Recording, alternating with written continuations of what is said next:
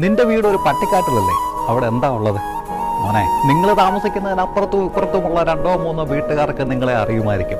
പക്ഷേ ഞാൻ താമസിക്കുന്നതിൻ്റെ 10 കിലോമീറ്റർ ചുറ്റളവിലുള്ള നാട്ടുകാർക്ക് മുഴുവൻ എന്നെ അറിയാം. അച്ഛനെയും കൊച്ചച്ഛനെയും അമ്മാവനെയും അറിയാം. മുംബൈയിലെ അന്തേരിയിൽ ഒരു ചായ കുടിക്കാൻ ഇറങ്ങിയാലും കാനഡയിൽ ഗേൾ ഫ്രണ്ടിനൊത്തൊന്ന് നടക്കാൻ ഇറങ്ങിയാലും മിനിറ്റുകൾക്കുള്ളിൽ ആ ദൂരം വീട്ടിലെത്തിയിരിക്കും. ഇന്റർനെറ്റും സോഷ്യൽ മീഡിയയും ഒക്കെ നീ എന്നാണ് കണ്ടു തുടങ്ങിയത്? അതിനു മുമ്പേ നെറ്റ്വർക്കുകൾ സജീവമായിരുന്ന നാടാണ് ഞങ്ങളുടേത്.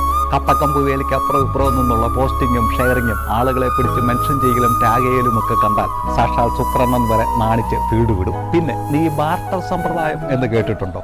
വെളിച്ചെണ്ണയ്ക്ക് പകരം മരിച്ചീനി, ചക്കയ്ക്ക് പകരം മാങ്ങ, പഴമീന് പകരം അരിപ്പൊടി. ഇനിയിപ്പോൾ ട്രംപെണ്ണൻ തീരുവ കൂട്ടിയാലും തമിഴ്നാട്ടിൽ നിന്നുള്ള ചരക്ക് വണ്ടി വന്നില്ലെങ്കിലും കയ്യിൽ കാശില്ലെങ്കിലും ഞങ്ങൾ പട്ടിക്കാട്ടുകാർ നിന്ന് പഴയ്ക്കും. ഏത് മെട്രോ സിറ്റിയിൽ പോയി താമസിച്ചാലും തിരിച്ച് ഈ പട്ടിക്കാട്ടിലെത്തുമ്പോഴാണ് ജീവിച്ചിരിക്കുകയാണ് എന്നുള്ളൊരു ബോധ്യം വരുന്നത്.